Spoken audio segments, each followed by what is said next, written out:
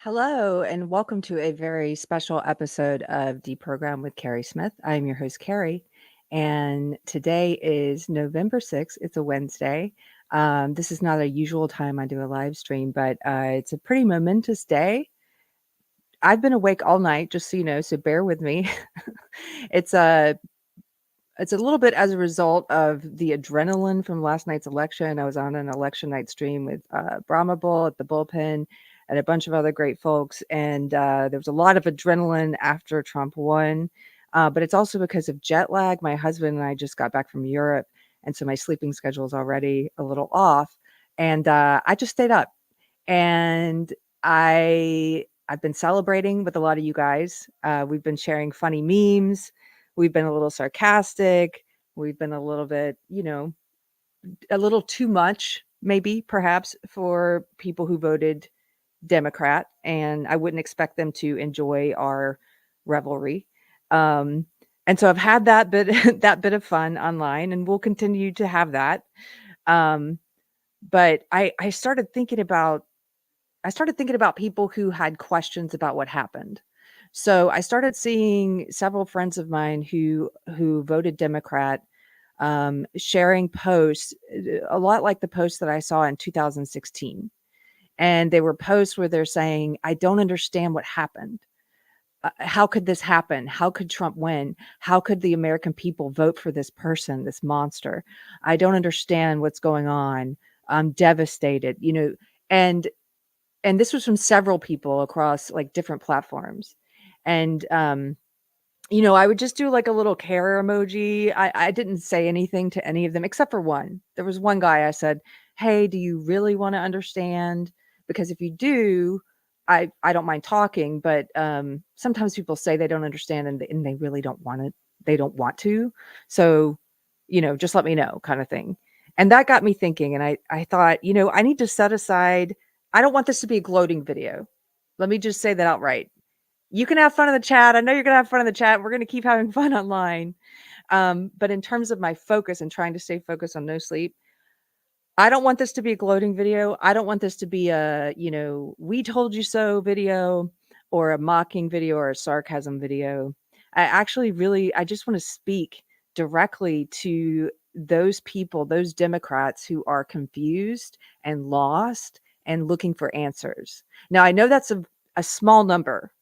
I know that there are a lot of Democrats who say that they don't understand and who are experiencing shock and anger and fear and pain, but they don't really want to understand. I know there's a lot like that. They don't want to understand.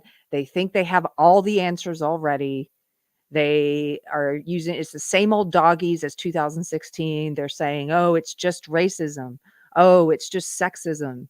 Oh, it's just Russia. Oh, it's just bigots." They're trotting out the same force-fed answers, and they're content with that. So if you're one of those people and you think you know why Trump won and you're not curious to listen to someone who voted for him, a liberal who voted for him, then this video is not for you. You're not going to get anything from it. You're going to hate it. So this isn't for you. So somebody sent you this and it's not for you, then great. You can click out now. But if you are one of the few, and I know you're out there because I was one of you, and many people in the chat have been where you are now. If you're one of those few, like I was in 2016, who are devastated, who are fearful, shocked, and looking for answers, like with curiosity still in you and wanting to understand better, if that's you, then you're the person I want to talk to today. That you're the person I'm making this video for. And just like I said, bear with me. I'm trying to get my thoughts out. I got some notes here to help me with the lack of sleep. So I'm here to talk to you, and I'm going to try to talk to you with love. And I'm going to try to talk to my old self. And I'm going to try to I have some specific friends in mind that's going to help me not to go into the sarcasm or gloating or mocking place. I'm going to try and speak with love, because that's why you're here, is you want answers. So Trump won. He won with a mandate. he won the popular vote and the electoral vote. I know that has shocked a lot of you. And um, I watched The View today for the first time. I've seen clips of it before, obviously. Even in my old life, when I worked in entertainment, and I was in the woke, what I call the woke cult, when I was still a Democrat, and um, that cult, it's not liberal, not anymore anyway. But at the time, I thought it was liberal. So I was in that world, and I was working in entertainment, and I had a client who was on The View. Actually, I think two. I think I was at their set like twice or something. So I guess I have seen it, but I don't watch it. Do you know what I mean? Like, I don't turn it on the television. I didn't even know where to find it today. I just see clips of it. But I turned it on because I wanted to see what they were saying. And I wanted to see what you guys, the ones who are confused, like, what are you watching? What are they telling you? How are they helping you? And so I turn it on, and it's a whole panel of women. I don't know how many women, 6, 8 women. It's a lot of women. They all have the same opinion, the same opinions on everything. They all have the same blind spots. And the things they are saying are not helpful to you. And if you are a person who voted Democrat who still has curiosity left within you, you know that what they're saying is not helpful to you. Why would you keep going to people who are just as lost and confused as you are, who have just as many blind spots as you do? They're not helpful. So here's some of the things they said, and maybe some of the things they said, these will be like a good jumping off point to address some of the questions that you might have. One of the things that Joy, what's her name? It's not Joy Reid, it's the other Joy Behar. One of the things that Joy Behar was saying is, well, I've been working class. I lived in a tenement, trying to imply that she understands these people who voted for Trump. But the whole episode of The View, she's saying she doesn't understand them. Okay. So why are you suddenly going to, I've been this, I get them, but I don't get them. So she's saying, I've been working class, I've lived in a tenement. And then she says, basically, I don't understand. Why would they vote for the party that's not going to help them? That's not going to help the working class. And that question, if you're a person who asks that question, and I bet you are, and I bet you ask it with good intent, that question has a built-in presupposition. It has a built-in conclusion. There's something that you are assuming there as a fact that's not a fact. Does that make sense? It's a loaded question. So you're saying, why would they vote for the party that's not going to help them? And our answer is, we voted for the party that is going to help us. That is going to help us. And I know it escapes your mind completely that could be true. I'm not saying that in a condescending way. I'm saying that's where we are. I know that you are in a place where you can't fathom that. And you probably think, like some of these ladies on The View do, oh, well, they kept saying uneducated people. These are uneducated people. They don't realize they're voting against their own best interests.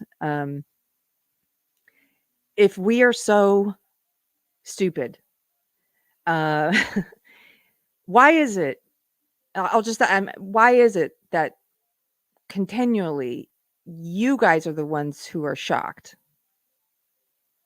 If we are so dumb that we're not based in reality, we can't see the world the way it really is, why is it that we continue to call it correctly recently? And I'm talking about everything from COVID origins, COVID policy, the Trump winning, people throwing their support behind Trump. Why is it that you guys are shocked all the time? So that's one question. And it requires a bit of humility. And if you are a curious person, I know you have some humility, it requires a bit of humility to stop and say, what if I am the one who's not seeing the full picture? Or what if I have blind spots? I'm taking it as a given that you think we have blind spots and that we're not seeing the full picture. But what about you? Do you think you have any blind spots? Do you think you're not seeing the full picture? Okay, so one of the things she was saying is, they voted for the party that's not going to help them. That's not true. The people who voted for Trump because they were voting for the option that we think is going to help us. And by us, I mean all Americans. I mean all of us, including you guys who didn't vote for him. We're not some, one of the other things they kept saying was, they kept coming back to the racism and the sexism. That doesn't make any sense. I'm sorry, but it doesn't. In 2016, this is why I started going on the journey of trying to figure out why Trump won, because I was being told, oh, it's just racism and sexism. But I was looking at the numbers. Look at the numbers. I looked at the numbers and I was like, whoa. And I watched interviews with people in the Appalachian Mountains. I watched people in states where they had voted for Obama twice. Like I did. I voted for Obama twice. I was watching people who voted for Obama twice and then voted for Trump instead of Hillary. And yet my social circle, the world I was in, the world of people like the View ladies, they were saying, oh, it's just racism and sexism. These people are just racist and sexist. Really? They voted for Obama twice. That doesn't make any sense. It doesn't. And what I found in 2016, and you're probably finding this to be true now if you are here, is that nobody, or very, very, very few people in my social circle wanted to ask these questions. And if you ask these questions, if you pose these questions, you would get slapped down. And I bet that's happening to you. I bet you have a fear of even asking the questions that you have. I bet you have a fear of being seen speaking with someone like me.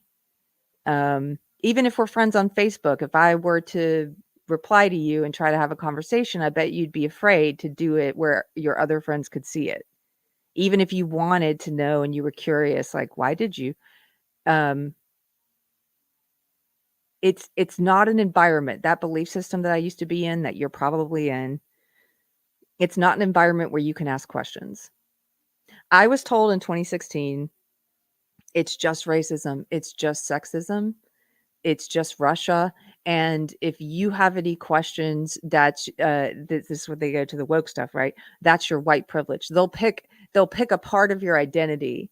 They'll be racist towards you, or they'll be sexist towards you. They'll pick some part of your identity, whichever one they can use, and say, oh, that's your such and such privilege asking these questions. And if you happen to be a Black lesbian who voted for Trump, then they'll say they can't go to your race or your sex or your sexuality. So then they'll say, oh, you have internalized sexism and racism, and that's why you're asking these questions. Do you see how it works? It's like a catch-22. Like the house always wins. They're the house and they always win. You're always wrong. You can never ask a question. It's always, any question is evidence of some kind of guilt and some kind of bad character on your part. That's how cults operate. That's how they function. That's why a lot of us who've left that ideology call it a cult. Because it's not a place of open inquiry, and it's not a place of science or transparency or looking for facts. It's not a truth-seeking place. So one of the things that the women on The View said is a lot to talk about the race and sex thing a little bit more, is they were saying, why didn't Kamala do better? And I think it was, I don't know her name, but it was the Black woman, not Whoopi, but the other woman. And she was the worst person on the whole panel. I mean, she's like, I would say the most indoctrinated, whatever her name is. Somebody in the chat probably knows. And she said the reason that Kamala didn't win is because voters are not used to seeing a candidate like her who looks like her. What does that mean? That means voters are so racist and sexist. She kept saying, woman of color, and they wouldn't vote for a woman of color. First of all, a lot of people who voted for Trump voted, as I said before, voted for Obama twice. So it's not about race, lady. A lot of us, some of the people who voted for Trump this time voted for Hillary. So it's not about sex. A lot of us voted for Tulsi Gabbard. So it's not about like, oh, it's a woman of color, I can't vote for her. I voted for Tulsi Gabbard. So that doesn't hold water. It's just something that you say to make yourself feel better so that you feel like you've come upon an answer, that you can pin it on the bad character of these voters, and you don't have to do any introspection, and you don't have to get outside your bubble and try and understand those voters. You can just turn them into a fake boogeyman. You can just say, oh, they don't like women of color, that's why she didn't win. Well, that's wrong. That's wrong. Here's a couple of reasons why liberals like myself voted for Trump. And oh man, when my husband and I were in Europe these past 2 weeks, we had a lot of conversations with people, a lot of great conversations with people, with some very open-minded people who are on the left who did not understand, who do not understand, but who want to understand, and who were asking questions in good faith. And those were very good conversations, and they helped me come up with part of this list because they wanted to understand better. And so one of the things I'll say is this: it's different. Like some of our friends, we were in Germany for a while.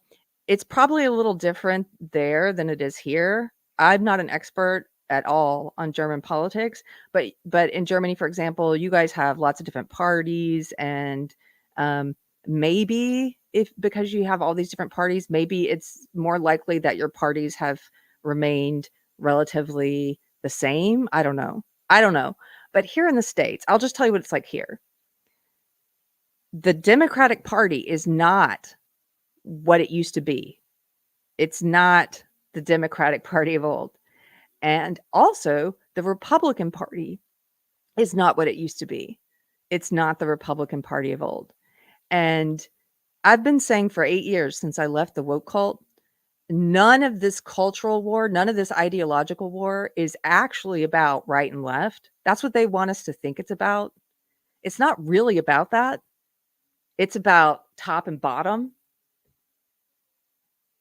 But if they can keep us thinking it's about right and left, then man, they just keep us fighting at each other.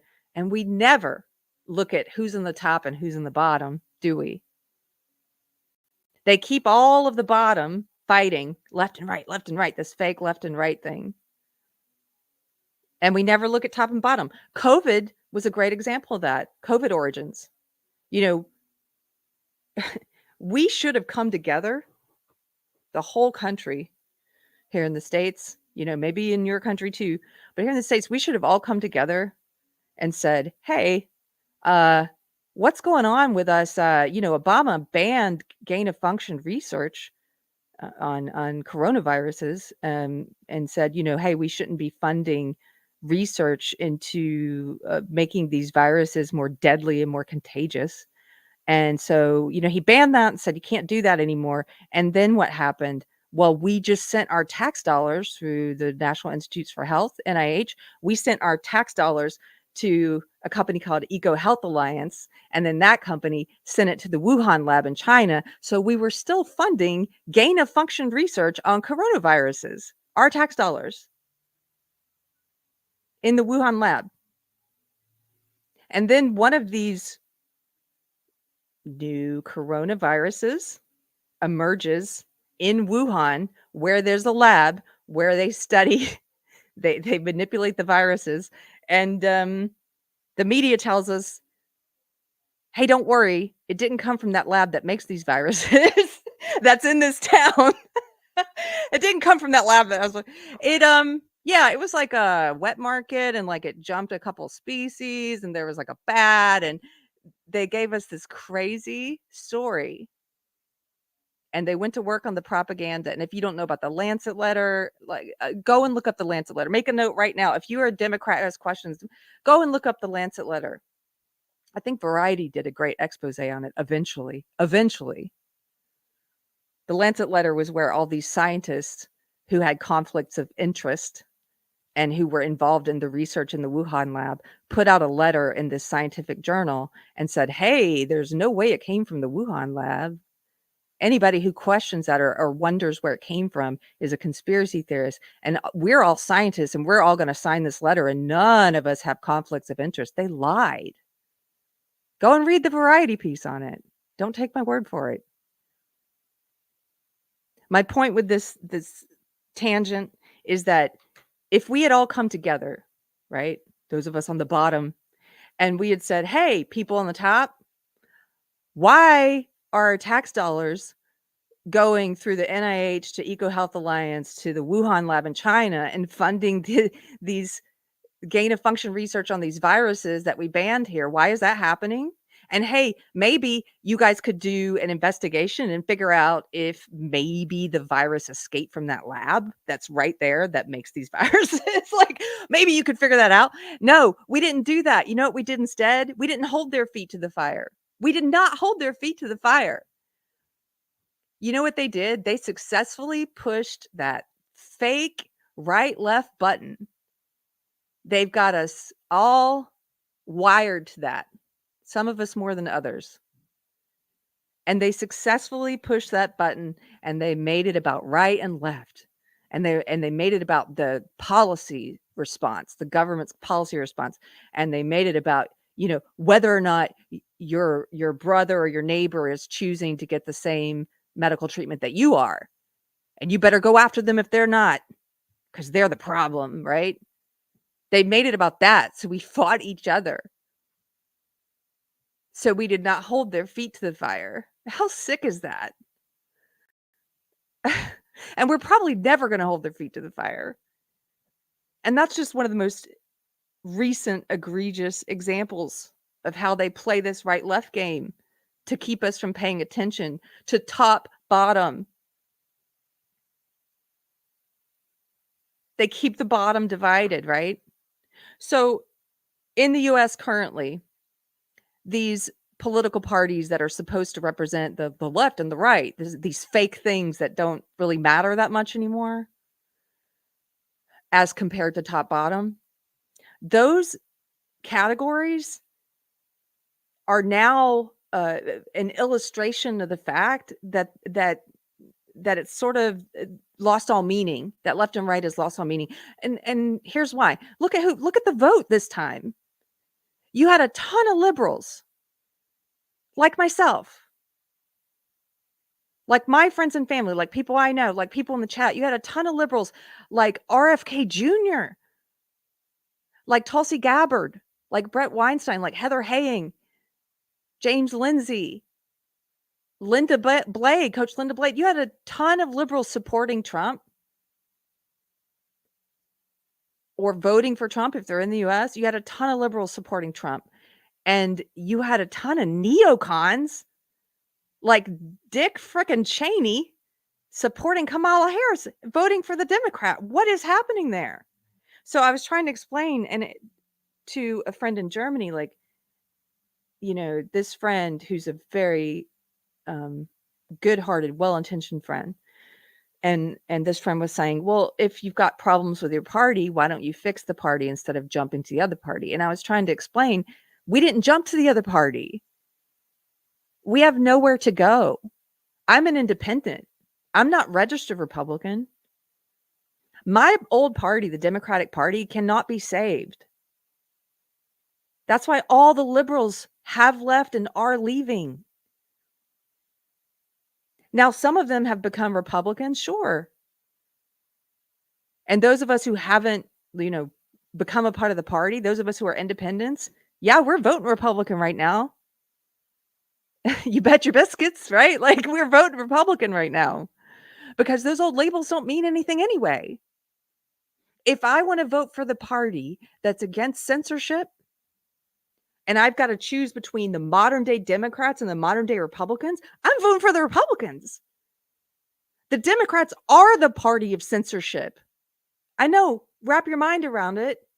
That's very illiberal, right? Because the Democrats are now illiberal.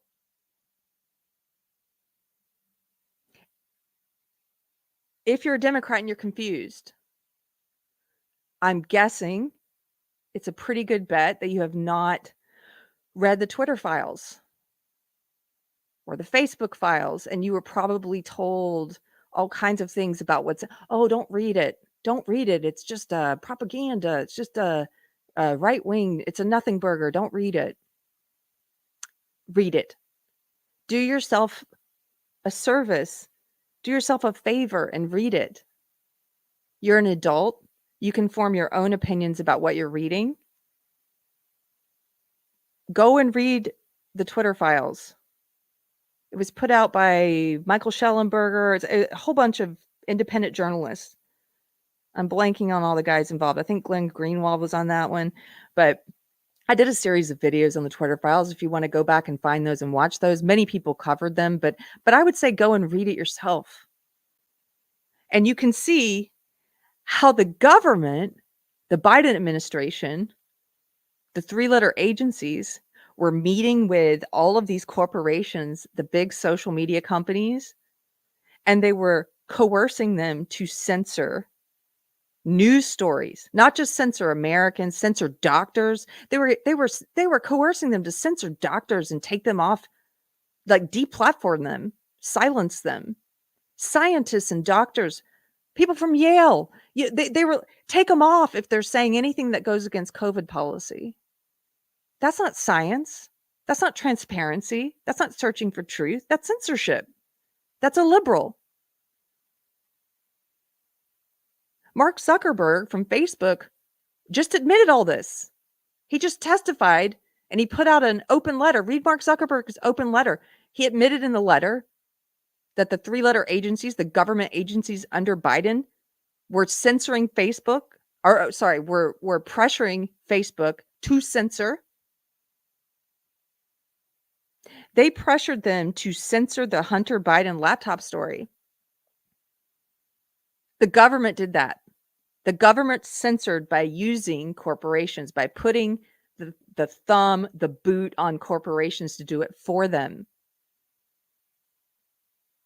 I guess that's a pretty nifty trick for communists or fascists to say, hey, we're not doing it ourselves. We got the corporations doing it for us. It's still the government doing it. It's still at their behest. The Democrats did that. People like me, those in the chat, you know this. During the COVID years, we got just random Americans, we don't have huge platforms or anything. We were getting posts taken down. That's how thorough the censorship was. I got scientific studies removed when I shared them on Facebook. Scientific studies, peer-reviewed studies.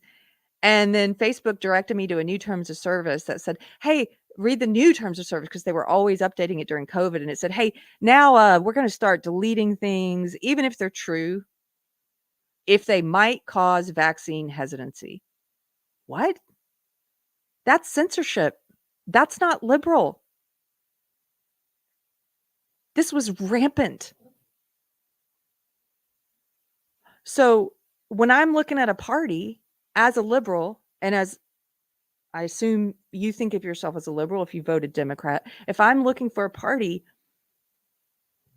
that's against censorship, and I've got these two options, modern day Democrats, modern day Republicans, I'm voting for the Republicans. Because the Democrats are all, it might as well be their slogan, more censorship. Look at the videos of the top ranking, most elite Democrats in the past few months during this election season, this campaign season. We've watched on this channel videos of Hillary Clinton, John Kerry, AOC, Bill Gates, very powerful, elite Democratic businessman. We've watched videos of them, and Kamala Harris, talking about how They need to seize power. They need to win power so that they can silence people like Elon Musk, so they can shut off Twitter. There's a video of John Kerry saying it. Yeah, basically he says, "We watched on this channel." He says, "Go and look it up." He said, "What what sucks about a democracy is, the First Amendment, and that's why we have to have a mandate and have power so we can do what we wanna do,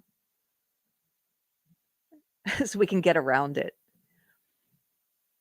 so we can control information, so we can control what people think." That's what they've been doing to us. Those of you in that bubble who have questions, like I said, I was there in 2016. I remember. It's really scary. It's really scary when you start to realize, "Oh my goodness, am I living in 1984? Are we the baddies? Like, is this Animal Farm? Is this Brave New World?"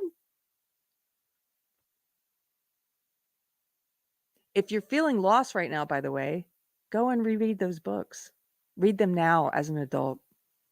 You may have read them in school. Read them now. Animal Farm's a quick one. They're all quick reads.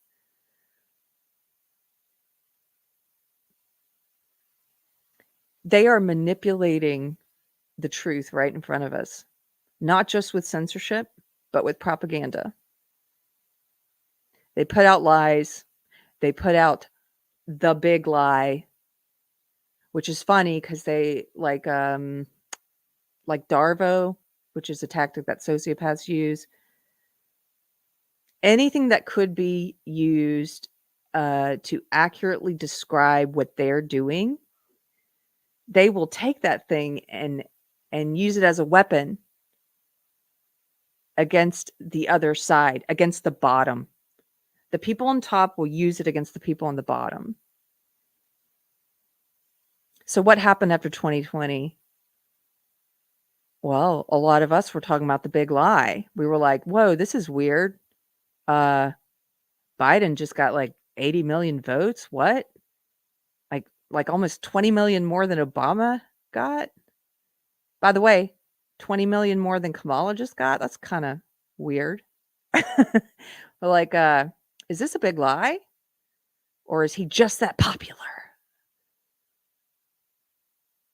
Didn't seem that popular from his rallies, did he? Didn't seem like you guys were that enthused about him either. But we were told, no, the big lie, because the big lie was an effective way of describing what we thought might be happening. They said, no. The big lie is thinking that there was election interference. Ha. The big lie is Trump people and what they think. The big lie is questioning the election. That doesn't even make any sense. The big lie is something that's accepted as a matter of historical fact and historical record, which is in this case that Biden won 2020.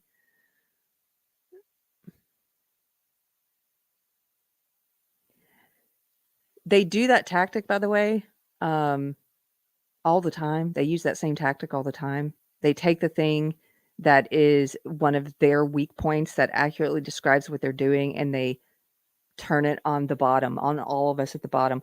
Let me give you another great example. This example is from Canada. Trudeau. I've used this one before because this is a great one. The truckers there had this freedom convoy where they were saying, "Hey, the government shouldn't be able to tell me what my medical decisions are, right? Especially if it's a new and experimental treatment," which it was. That's the very definition. It was experimental because it had not been around long enough for longitudinal studies. We have no idea what the side effects were going to be. It was a new technology, mRNA technology. So it was new and experimental. And hey, it's pretty rational and reasonable to say, if I'm a healthy person, I'm not in one of the categories that's most at risk, I may not want to take that new and experimental thing. And the government should not be able to dictate what I do with my body. What happened to my body, my choice, right? What happened to bodily autonomy? That went out the window for the Democrats suddenly, didn't it? For the people on the left, suddenly that was just gone. And so these truckers organized, these people on the bottom, the working class, the majority, the silent majority, right? Organized, had this freedom convoy up in Canada, and they were like, we're protesting because we don't think that you should be able to force us to get that shot. And what did Justin Trudeau call them? He called the truckers who were fighting for bodily autonomy and choice, which is liberty and freedom. You guys like to mock my freedom and all that, but it's freedom to choose your and make your own medical choices. He called them authoritarians, which doesn't make any sense. Authoritarianism is using the force of government to control the people. That's what Justin Trudeau was doing. That's what they were protesting against. They were there to protest against authoritarianism. Justin Trudeau being the face of that, his government being the face of that. And so what does he do? It's amazing that this works. But he just goes, "No, you. Haha. You truckers are the authoritarians. Yeah, that's the ticket." Do you see what they do to us? I don't want you to feel stupid if this has worked on you, because it is billions and billions of dollars worth of propaganda. And it's the government and the corporations working together. And a lot of you think of yourselves as like anti-corporate or even anti-capitalist, which is kind of crazy. But you think of yourself as anti-corporations and corporate power and all this stuff, but you let them just pull the wool over your eyes. The corporate media is like they're force feeding you all of your opinions. They've crafted this fake reality around you. I know, because they did it to me. They've probably convinced you that Trump is a racist and he's crazy and he's a somebody. There was one person in Europe that my husband spoke with who was not so open-minded and tolerant and kind. That might be a story for another day. But that guy was just going through all the Trump's a racist and he's a rapist and he's this, and he tried to do an insurrection, although he told people to go home and to be peaceful and to disband. They had a rally and a protest. That's it. They went inside the building. There's video footage. I know you haven't seen it, but the Capitol Guards were opening the doors for them in some places. They were like escorting that shaman guy around. Go watch the video. They didn't want to release the video. It took a long time to get it. It's weird, right? If it were an insurrection and these people who were there were they were like, we're going to go here and we're going to do a violent coup, right? Where were their weapons? These were a lot of conservatives there, right? They just forgot their guns and stuff at home.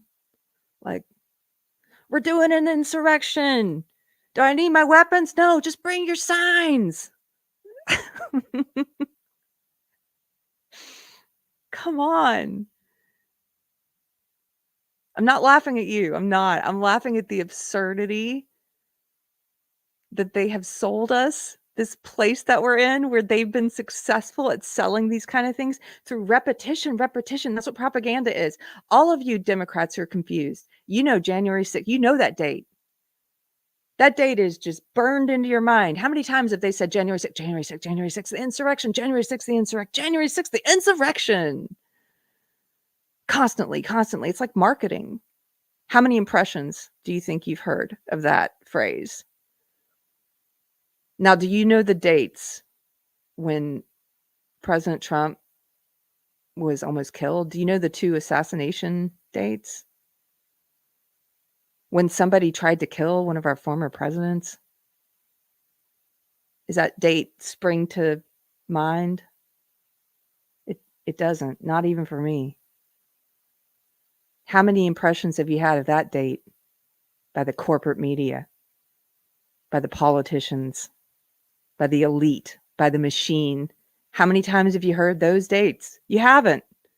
They don't want you to remember those dates. They don't want to leave a lasting impression in your mind that something horrible happened on those 2 days.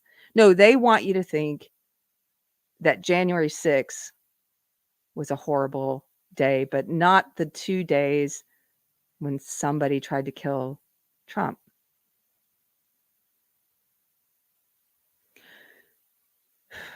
Do you remember during the BLM riots? This was at the beginning of when I had started leaving the woke cult, the left, the woke left. The BLM riots. Go back and watch the footage. I know that they've already primed you to write this off and to not listen to this part. They're really good. They're really great at it. But go back and listen to the footage, find the clips. They were standing in front of fires and riots in cities where people actually did die, where people were killed, unlike the fake insurrection.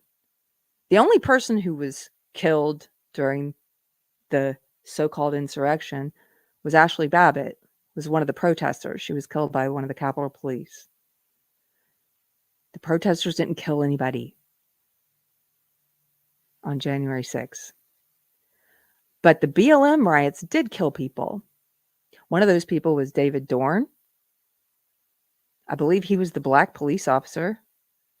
There were black business people who died. There were black businesses that were burned in the Black Lives Matter rally. Weird, right? When those things were happening, the corporate media was standing on the street in front of fires, in front of riots and violence, and they were telling us that these are mostly peaceful protests. I'm sorry, I'm getting a little emotional. It's just, your media has lied to you. They lie to you constantly.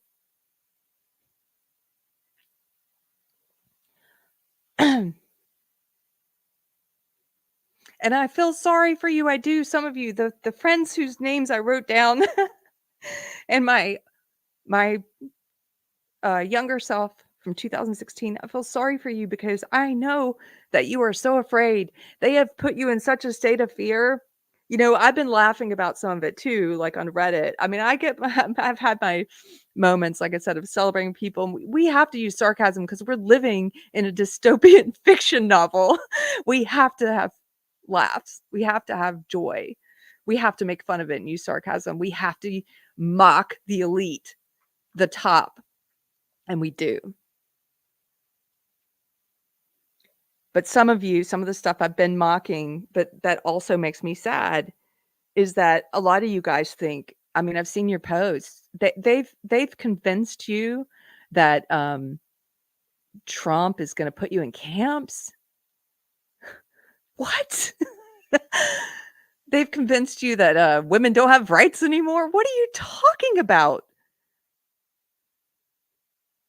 All the talking heads, the View ladies. Oh, and our poor LGBTQ family. We're just fearful. What are you talking about? They don't have a Southern accent. I don't know why I did that, but it's just, it's so like, it's so it's hysterical. It's histrionics is what it is. It's ridiculous. But they've put that ridiculous fear in you. And these talking heads all over the corporate media, they're all over the media today and The View and everywhere, CNN, MSNBC, all of it. And they're like, oh, I'm just worried for the marginalized groups that are in so much trouble now. Oh, the black people. Oh my goodness, the Latinos, except for those Latino men. Why'd they vote for Trump? Right?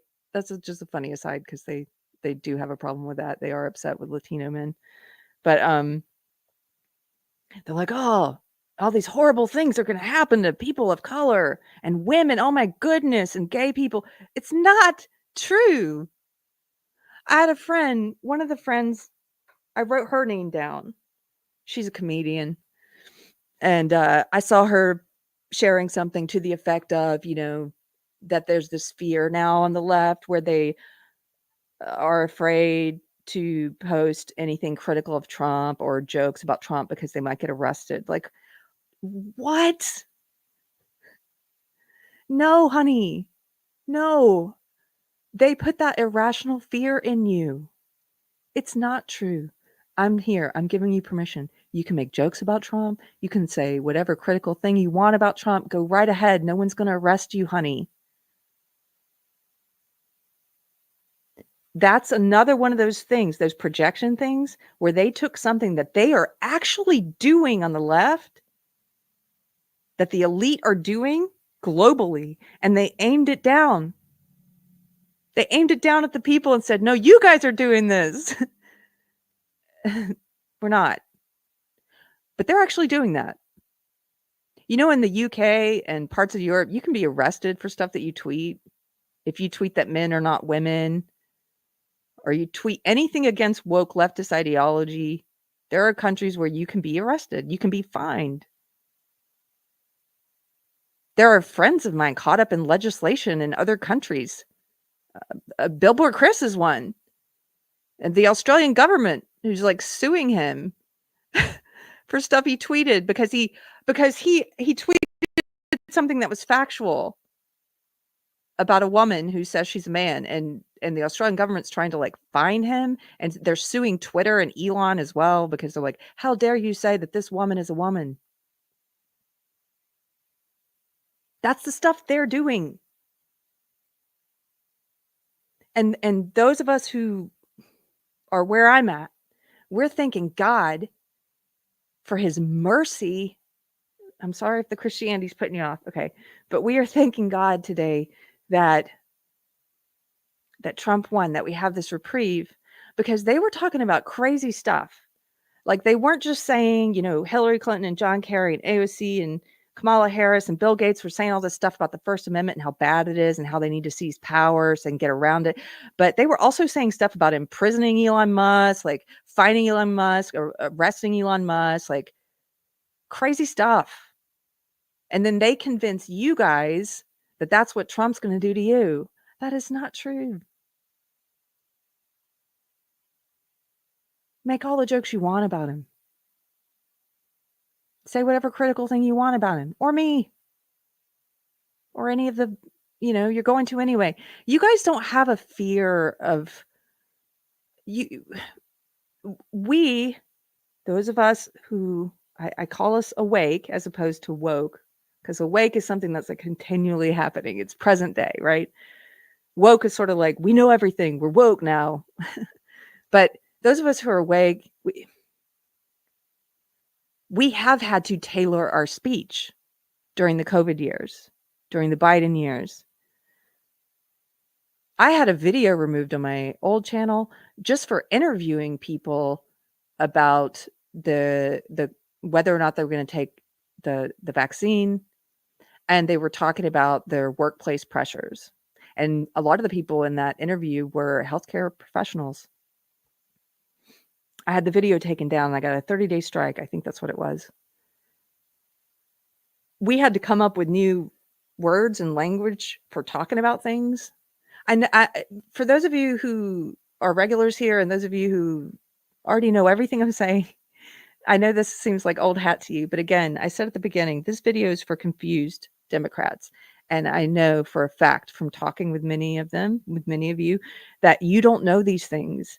But we had a whole list of words you couldn't even say, or your channel will get demonetized, your video get taken down. You could get taken off Twitter, the old Twitter before Elon owned it. People were coming up with code words for the vaccine. That's why people call it the jab. I mean, they had all kinds of words for it. You couldn't talk about election integrity. You couldn't question the election results at all, which again, they're very weird. Go look at them today. Go look at the bar chart today. Stretching all the way back to 2012. Look at the charts. Pretty freaky. But you couldn't talk about that. So it's almost like the 1920s when they came up with all this lingo about, you know, they had their own lexicon in the 1920s about like the blues instead of the cops, right? Or peepers instead of eyes, and gamps. I don't know. They had all these different words for things. And so we were sort of coming up with our own 2020s. lexicon so that we could continue to try and speak our opinions and talk about facts without being censored. I was calling anything about the 2020 election, I was calling it the big show. We had to do this. I know to you guys, being in that bubble that I used to be in, this all sounds like, what? This is happening? Yes, this is happening.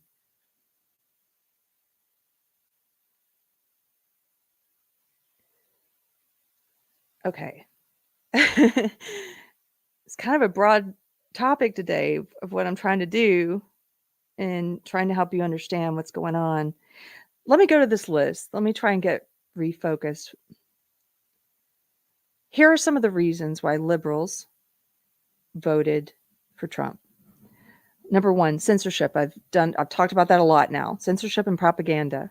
We voted for Trump because we're voting against censorship and propaganda. Number two, COVID policy. Now, I don't actually like Trump's history on COVID policy. I don't think he did a great job, but he's certainly better option than what the Democrats did. The Democrats were shoving it down our throat. The Democrats, like Biden was telling us, his patience was wearing thin. You're in for a winter of severe illness and death. He was threatening us. First, they were bribing us, like, "Hey, go get it, and we'll give you a hot dog or a beer. Yeah, go get it. You'll get a donut." And then it was like, "Hey, go get it, or you lose your job."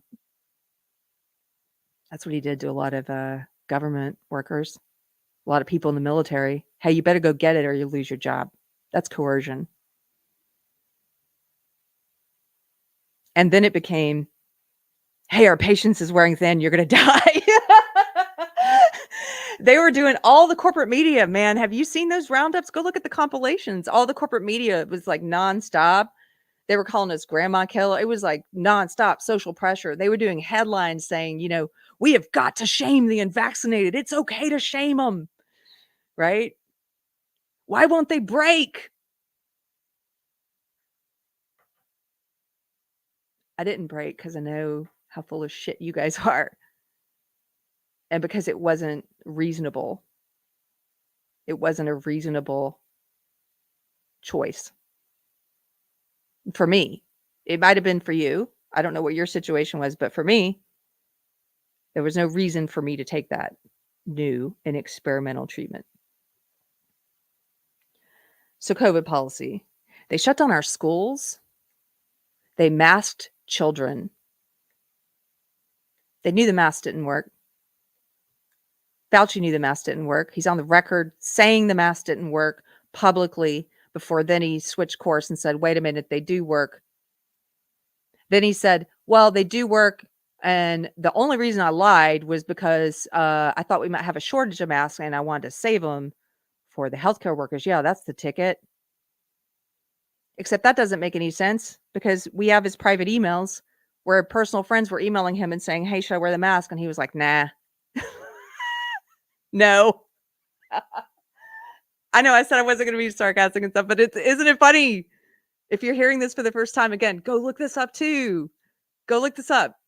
Look up Fauci's email to his friend. After he was had changed his tune and was publicly saying, "Wear the mask, they're going to help." After first saying they're not going to help, don't wear them. Then he's now publicly saying, "Wear them, they're going to help." After he's in that second stage, right, of wear the mask, his personal friend emailed him and it's like, "Hey, should I wear the mask?" And he told her no. They push these masks on our children, on American children.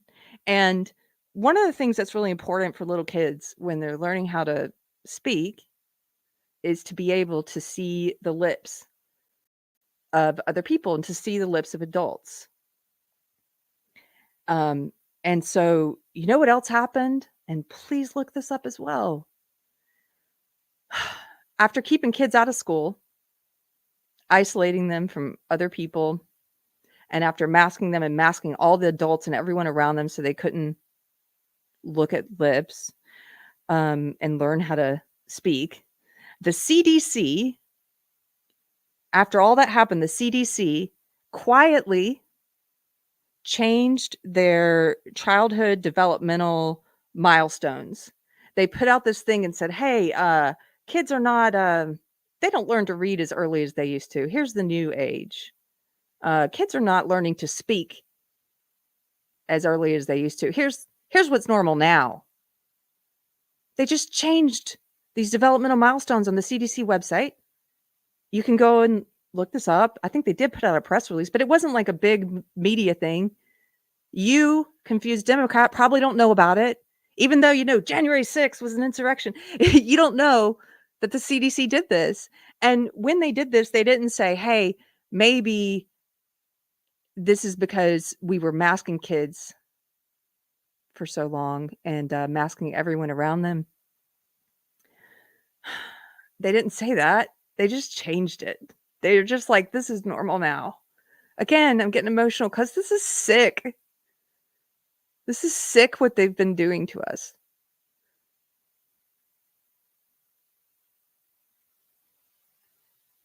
And I'm just thinking about some of you, like, not knowing these things or learning these things for the first time and how shocking it is to the system. And I'm sorry, but this is the world we're in. Okay, so COVID policy. The economy. This is another reason. This is probably the biggest reason liberals voted for Trump. I couldn't sleep last night. Like I said, it was partially the adrenaline and partially the jet lag. And when I can't sleep, if I'm really like, if it's full on insomnia and I know I'm not going to get to sleep, sometimes I'll drive to Buc-ee's. If you don't have Buc-ee's, I'm sorry. It's an amazing chain of Texas gas stations. They're huge and it's like a mall inside. It's crazy. And I find it very comforting. So I'll go there and get some beaver nuggets or a coffee or something. Anyway, so I went to Buc-ee's this morning at like 4 or 5 a.m. And I was walking in and there was a guy outside. He saw my MAGA hat and he was like, "Hey, great hat." And I was like, "Hey, thanks." Or no, he said, "Hey, he won." And I was like, "Yeah, thanks." I was like, "I'm a liberal who voted for him." And then he started talking to me and he was like, "I'm not a person who votes with party every time. I'll vote for whichever guy's the best option, whichever person's the best option." But he was like, he said, "Trump's not my favorite. I don't think he's great or anything, but he's the best option I had." He said, "I cannot afford to live in this economy." He told me his wife needs a new car and they can't afford it. He said groceries are costing them $300 a week. And then we just talked about, he said he had some friends on both sides and they talk about these things. And that's probably the number one driving issue for most people.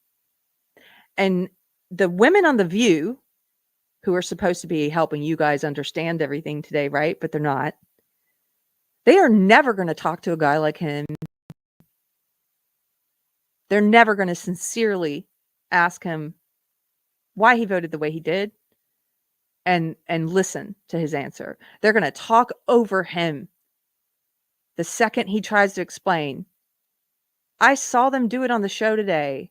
There were a couple of times where one woman on the panel would say, "Well, hey, maybe what we could do differently next time is, when the voters say that the border is a problem, for example, when we were telling them, no, it's not, maybe, that had something to do with it." And then immediately all the other women jump in. "But Trump's an insurrectionist." "But Trump's oh my good, he's a racist." They can't hear. The women on The View are never going to listen to that man because they have all the answers already. They probably think he's some racist, sexist bigot who was influenced by Russia.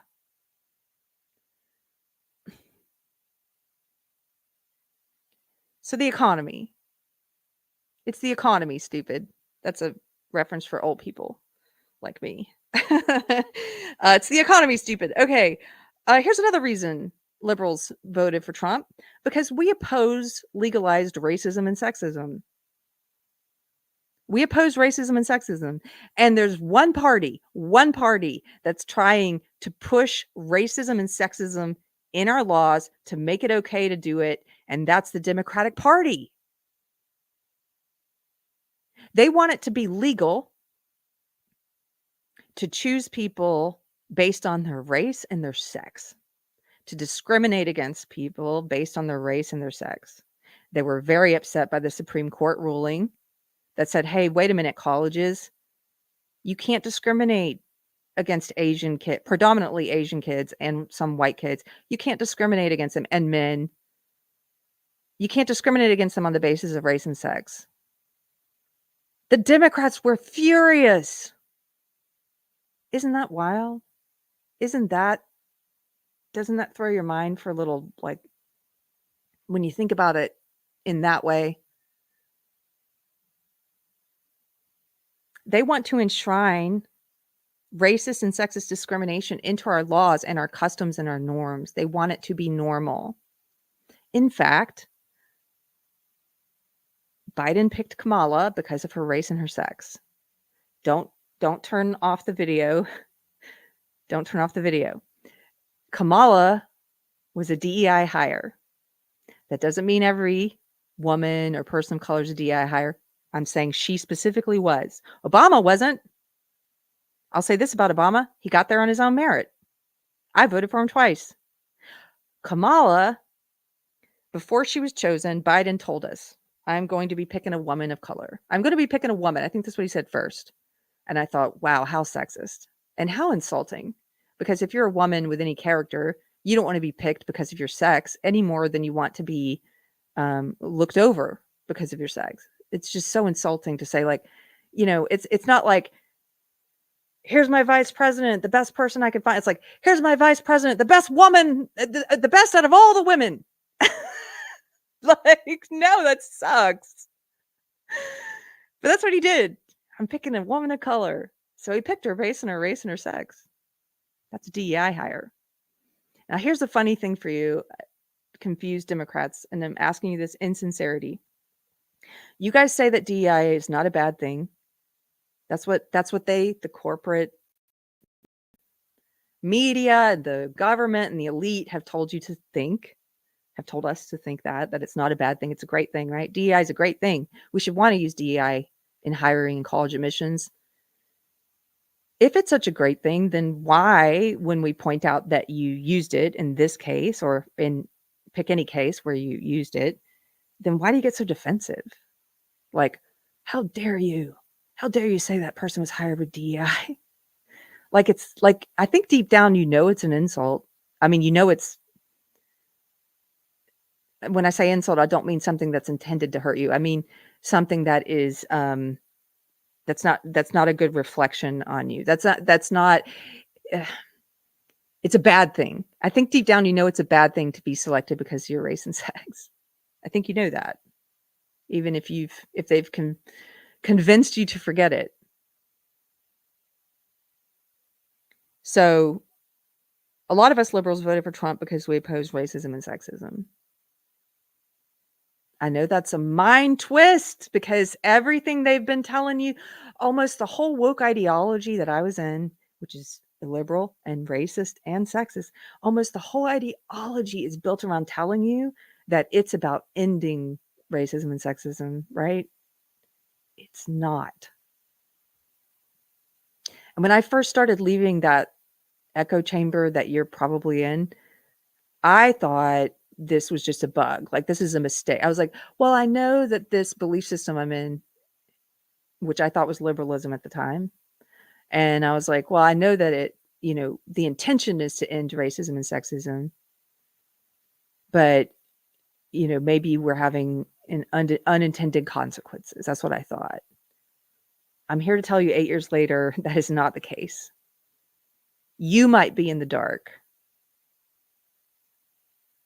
that this ideology is meant to be racist and sexist, but the architects of this ideology and the people who push it, like, they are not in the dark. Okay, here's another reason that liberals voted for Trump. This is a big one. This one by itself alone was enough. I mean, any of these things alone would be enough. But look at this huge list: mutilating and sterilizing children. Mutilating and sterilizing children. It's one of the most just abhorrent, evil things that our culture is currently doing. And do you know which of the two parties is pushing it? The Democrats. There are 7 countries, all progressive countries, that have banned this barbarism against kids. They're all progressive countries. And every single one of these countries, these European countries that has done a systematic medical review of the evidence, like had the doctors, had the people in medicine review the evidence, every single one of them has ended up saying, "Oh no, we can't do this to kids." The US, we haven't done a systematic medical review. You know whose guidance we're following? WPATH. WPATH is the World Professional Association for Transgender Health. This is something else you should read. If you haven't read it, go and read the WPATH files. Go and listen to them. There's videos. Watch the videos. I covered these as well if you want to watch them. Lots of people covered them. Read the CAS report or watch coverage of the CAS report. In the WPATH files, I'll just give you a tidbit. You're going to see a video of the president of WPATH, okay, admitting on camera in an online forum at Duke University. My school, so gross. Admitting on camera in a Duke video that in 100% of the cases, 100% of little boys that they've given puberty blockers to in Tanner stage 2, during puberty, that's like age 10 to 11, 100% of those little boys have never gone on to achieve orgasm in adulthood or sexual function in adulthood. Do you know what that means in layman's terms? They're chemically castrating little boys with puberty blockers. It's not reversible. They've lied to you again. It's not reversible. It's not a pause button. There's tons of in the WPATH files. Again, I think this was Michael Schellenberger and Mia Hughes. Those are the journalists who released these. Independent journalists. Go read them. You can read all the internal communications between WPATH doctors and stuff. You can watch videos of doctors on camera thinking they're in private because they didn't know this was going to get leaked, laughing with other doctors about how these children, these 9 and 10, 11, 12, 13-year-olds don't understand what they're consenting to, that they don't have the capability to consent to possible sterilization for life or cutting off their breasts or cutting off their genitals. They're children, for goodness sakes. I'm not talking about the decisions adults make. I'm talking about kids. Adults can do what they like. Children, we have always treated children differently in society, and for good reason. We protect children. Our laws protect children because we as a society recognize that they are not developmentally the same as adults. We don't allow them to drink, to smoke, to drive a car, to buy a gun, to vote, to go into the army. We don't allow them to have sex with adults, do we? We don't let them get a tattoo. And yet, this party, it's bigger than this party, but if we're speaking in political terms, you got these two options. It's this party that's part of this ideology and pushing this ideology that somehow children they're capable of consenting to sterilizing themselves and cutting their breasts off and cutting their genitals off. Like, read the WPATH files. Listen to some detransitioner stories. Layla Jane, Chloe Cole, all these people who in childhood, their parents failed them, the medical establishment failed them, our laws failed them. Girls as young as 13 are having double mastectomies.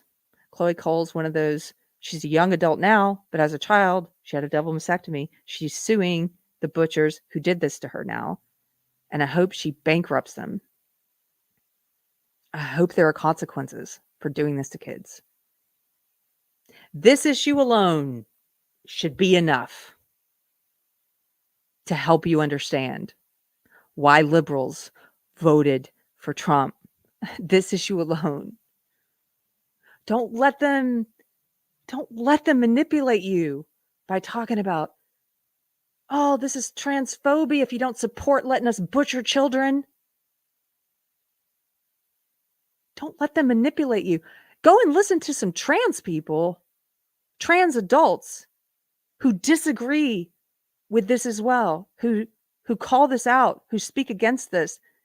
Those are very brave people because they basically get disowned by all of the left, the woke left, the Democrats, the trans activists. They get and a lot of conservatives shun them. So you've got people like look up Sarah Higdon, look up Blair White, look up Buck Angel, look up as examples. If you don't know any examples, here are some examples. Go and listen to them.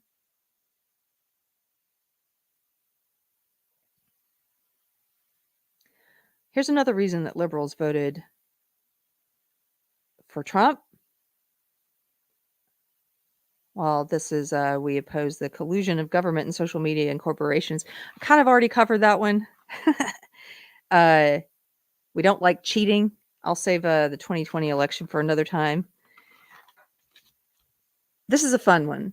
Trump is a middle finger to the establishment and to the elites. It's not really about him. It's not really about parties. It's not really about Republicans, not for the liberals who voted for him. He is a huge middle finger to the top. He doesn't care what they say about him. He's very talented in that way. They make up lies about him. Go and look up the Very Fine People hoax. That Very Fine People lie. That's one of the biggest ones. That one's infuriating. They make up these stories about him. They attack him relentlessly. And he has somehow figured out, like a magician, how to turn it on its head and pull a stunt and turn the media against itself. He will go to like McDonald's or drive a dump truck, a garbage truck, and turn the media on itself. And the media is currently, present day, the enemy of the people. And we voted for him to say F you to the corporate media, to the government elites, to academia, to the celebrities, to the entertainers, to all of the top. He's our middle finger. I'm sorry, I wasn't going to get angry in this video. I was just going to explain. I'll dial it back. I'm not mad at you, confused Democrats. That anger that you saw there, that's to the top. I'm mad at them. We have a lot of anger. I know you guys have a lot of anger. We have a lot of anger too. We just don't, I don't think you're used to seeing us express it as much. Maybe you are. Okay. There's a lot more I could say, but I think I've been rambling long enough. It's been almost an hour and a half. I don't know how coherent this was because I'm very tired. But I hope it was good. I hope you understood. I'm going to read these super chats now. So if somebody sent you this video and you're a confused Democrat, you don't have to stick around for this part. This is where I'm just going to say hello to people because I've ignored the chat the whole time so I could just like try and get this out to you guys. To my friends on the left, to my friends who voted Democrat and do not understand. And maybe we're only tangentially friends now. And maybe we're just friends on social media now. And maybe you take snipes at me now from time to time.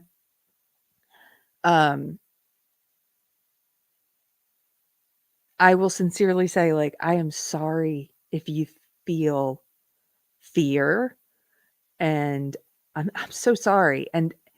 But I'm telling you, they implanted that fear in you, and they've made you fearful of the wrong things, and they have set you against your best interests, and they have convinced you that illiberalism is liberal, that racism is anti-racism, that sexism is anti-sexism. They've convinced you of all these crazy things. They've convinced you that mutilating and sterilizing kids is somehow protecting trans kids. And I'm sorry they've done this to you. And I hope you find your way out of it. And I hope this video was helpful. And if it wasn't and you want to yell at me in the comments, feel free. If you have questions in the comments, leave them below. I'll be back at my regularly scheduled time on Friday. I usually do this live stream on Mondays and Fridays at 1 o'clock Central. Tonight, there is that Christian panel at 6 o'clock Central. And I'll be putting up the link for that soon. So for regulars, that's for regulars. If you were wondering, we are doing one tonight, 6 o'clock. Okay, I have to thank a few people, and I'm wrapping it up. Super Base gifted 10 deprogrammed memberships. Thank you, Membership Fairy. Thanks for hanging out with us last night on the election stream as well. Super Base for $5 says, God bless America. We won a great battle, but the fight continues. I fight for my son's future. We must leave a greater world for the next generation. Yes. Amen. Amen. This is a day for celebration. I mean, we should be celebrating, and we should be, if you're a Christian, thanking God for his mercy, like thanking God all day. Thank you, Super Based. Randy Wallen for $5. Thank you, Randy. He says, I think you greatly overstate the number of people who really seek to understand. Most are delusional products of an echo chamber they've created. Oh no, I agree with you. Most are delusional products of the echo chamber. Yes. But there is a minority who still have an open mind, and I know this because I was one, because I know many who were those people and who have left, and because I still talk to those people all the time, and there's people waking up all the time. So I don't care how small that minority is, like that's who I'm talking to, because over time that trickle becomes a wave, and we have to change the culture. If we're going to change it, we have to change the culture, and to do that we have to help more people open their eyes. That's the way I view it.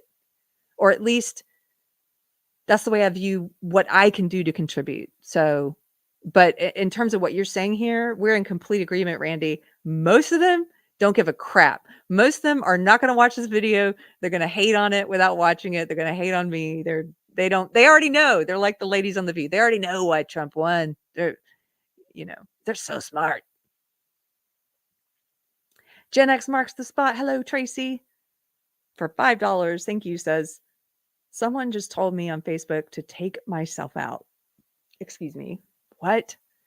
To take yourself out. I just can't with these people trying to just smile and move on. Tracy, you are not the right kind of lesbian, are you? You're not the right kind of woman, are you? You're not doing marginalized right. That's horrible that someone said that to you, and it's not shocking or surprising at all. Unfortunately. And it's also not shocking or surprising. I would expect, I haven't even looked to see yet, but I would expect riots today and violence leading all the way up to the inauguration. The party of love and tolerance. Well, they're not the party of love and tolerance. I'm so sorry, Tracy, but thank you for the super chat. Thanks for hanging out with me. Randy Wallen for $5. Thank you. Randy says it takes a bottom for folks to fundamentally change. Blame, shifting, and lies are foundations of the left. Tough sell to bring folks to the truth. Oh yeah, it's a tough sell, but what else am I going to spend my time on? I could garden today. I am going to take a nap, but this is better. I enjoy doing this. I enjoy talking to people on the left. I got a message yesterday, Randy, from a lady who said, you're part of the reason that I woke up, that you helped me to wake up. That's like, boom. For me, that makes me feel so good. I did something. And do you know, it is my responsibility to do that because I was in that world for 20 years and I pushed it. I pushed that ideology. So I do agree with you, though, for a mass shift, things have to get really bad. It does take a bottom. Like for things to bottom out. That's why more people are waking up right now, because the economy is getting so bad. Savrix for $19.99. Thank you, Savrix. Good to see you. Says, hi, Keri. Do you think there's any possibility to repair the amount of propaganda the left has consumed? They might quadruple down rather than realize their belief system has collapsed. It's kind of like what I just said to Randy. Most of them are going to quadruple down. Most of them already are. Look at what The View was saying. Look at what they're all saying on Facebook. Oh, it's racism, it's sexism, it's Russia. They're all doubling down. You guys are hateful bigots. Oh my gosh, I can't believe we live in a country with you hateful people. Oh, we're gonna get put in camps. Like they're all doubling down. Most of them, but not all of them.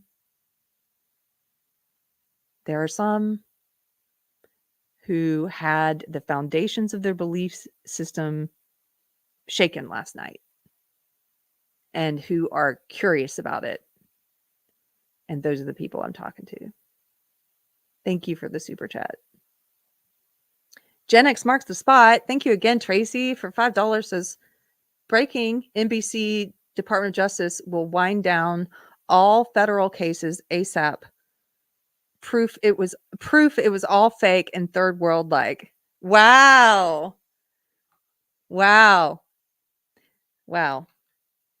Probably not going to be able to arrest Elon now either, right? Didn't get the control they wanted. Torgo the White for $20. Thank you, Torgo.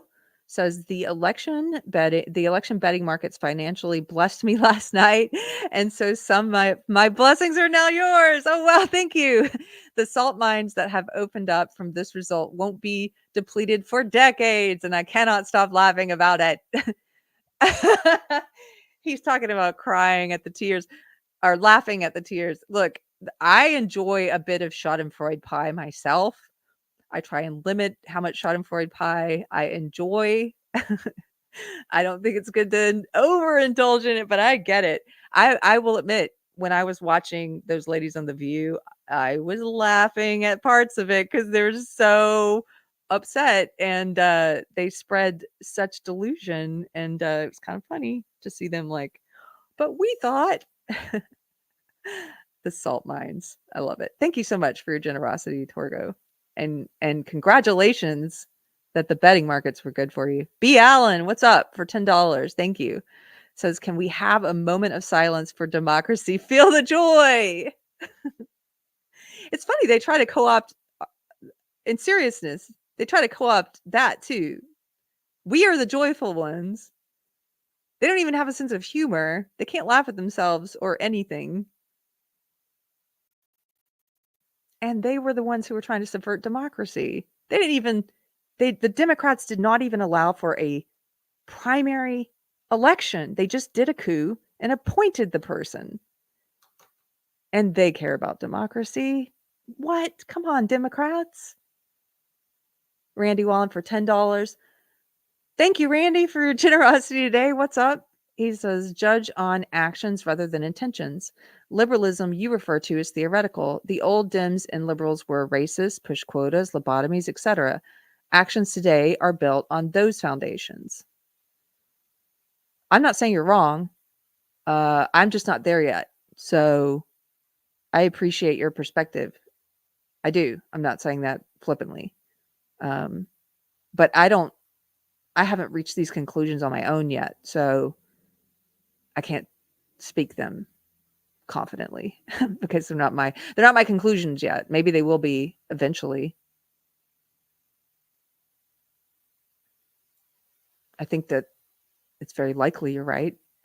I could say that. I think it's very likely you're right, given how many things I've been wrong about. Andrew Joyner for £5. Thank you, Andrew says, so it wasn't even that close, was it? LOL, great day for America. Yay. Woohoo. I'll admit I was really worried. I had, as I told you guys, I had PTSD. I shouldn't misuse that phrase. I was just still feeling the repercussions of 2020, and I thought they were going to do that again. And I was very worried. ADL 1992 for $1.99. It's hard not to get angry at some people. That is true, man. That is true. It is very hard. That's why I really was trying to focus and write down specific people's names. So whenever I got mad, I could look back at those names and say, no, I love those people. Let me be kind to them. Randy Wallen for $4.99. Thank you, Randy, my friend. Thanks for supporting my channel. You're like my biggest, what's the word, hype man. I appreciate it. Randy says, great job, Keri. Your emotion is real and your intentions are pure. Carry on, happy warrior. Thank you very much. Thank you. I will. This is what I can do, so this is what I'm gonna do. What's up? Midnight's Edge is here. Hello, Tom. We had so much fun last night. Tom, I have not been to bed. Even though I was so sleepy and jet lagged, I could not sleep. So, okay. I'm gonna take off now. I'm tired. I'm gonna go take a nap before the 6:00 show. We will be back with that Christian panel at 6:00 Central. For regulars, I hope you'll join us. And I know I didn't talk to regulars very much during the stream because this is all for confused Democrats who want answers. But to the regulars, we did it. I just had to have a little moment there. I know this isn't a gloating video, but we did it. We did it. We did it. We did it. Yeah, yeah, yeah. And woohoo! Have a good day. It feels like a big weight off. I'm gonna cry more tears probably. I love you guys. Even if it hadn't turned out this way, I was full of so much love and gratitude yesterday going into it, like, just for all the people I've met in the wrong thinker community and all of, like, I'm talking about liberals, conservatives, libertarians, knitters, gamers, actors, musicians, politicians, like, political people, people in the political commentary world, comedians, like, just all kinds of people who've woken up, and I'm so grateful for that. And just yeah, I'm very grateful. I love you guys. Okay. Yeah, glory be to God, John. We'll end on that. Okay. Take care, guys. I'll see you at 6:00. Okay. Bye-bye.